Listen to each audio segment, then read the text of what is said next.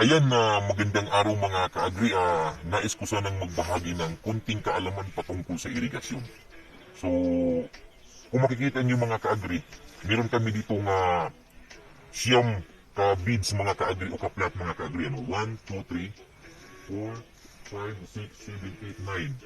So, ang ituturo ko sa inyo mga ka-agri kung paano ang paglagay o pag-put up ng irigasyon na hindi na kayo magmamanual ng paglalagay ng tubig, kundi sa pamamagitan lang ng tinawag na installation of irrigation. So, ito mga ka-agri, ipapakita ko sa inyo kung paano gawin.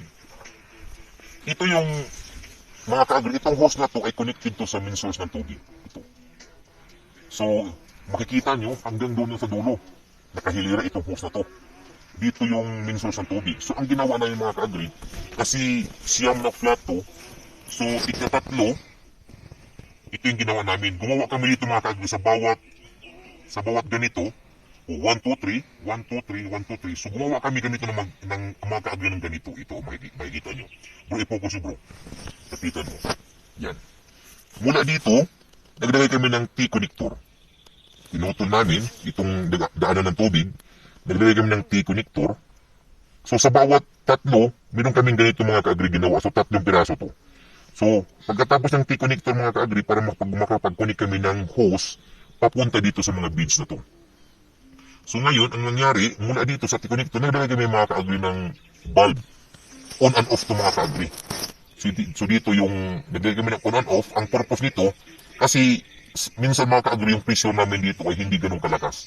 So, kung kung i-open namin, kung papatubigan namin mga ka-agri yung lahat ng 9 beads na to ay hindi kasi yung pressure ng tubig at bukod doon, maliit rin to mga ka-agri. So kahit malaki ito mga ka-agri, kung hindi naman malakas yung pressure ng tubig ay useless rin. So ito yung ginawa namin para hindi kami mahirapan. So naglagay kami ng bull bulb na to. Ito yung tinawag na bulb, tapos connect kami ng hose papunta dito. So mula dito naglagay kami ng elbow. Pwede wala ng elbow pero naglagay kami ng elbow rin. Pagkatapos dito, naglagay rin kami ng elbow para mas maganda. So ito mga ka-agri. So mula dito, papunta dito, nilagay kami ng T, kasi itong area namin dito mga ka-agri, itong flat na to, mayroong apat na linya ng halaman. So pwede mga ka-agri, yung itinanim namin dito ay leafy vegetable, katulad ng mga litos, ulit sugas. So, makikita nyo, dito bro, dito ganun ka. Yan o, mayroong kaming T-connector. Nakita ba to? Meron kaming T-connector sa bawat linya, naglagay kami ng T-connector. Yan, T-connector. So, naglagay kami ngayon ng hose papunta doon. Itong hose pala na ginamit namin mga ka-agri ay meron na tong dripper. Tingnan mo, makikita nyo, may dripper na sa mga ka-agri. Yan o.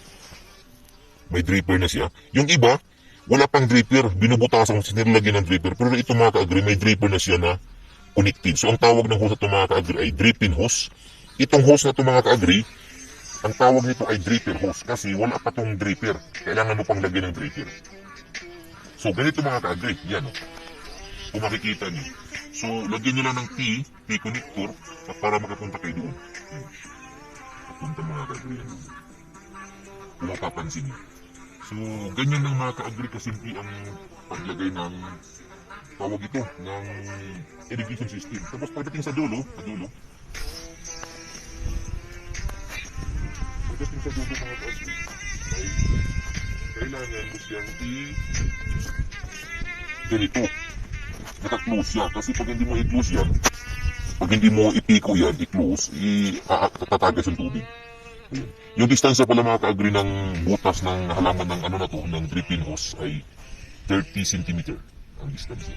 Tapos 4 hours, 4 liter per hour yung patak ng tubig nito. So, sa isang oras, nakaka 4 liters.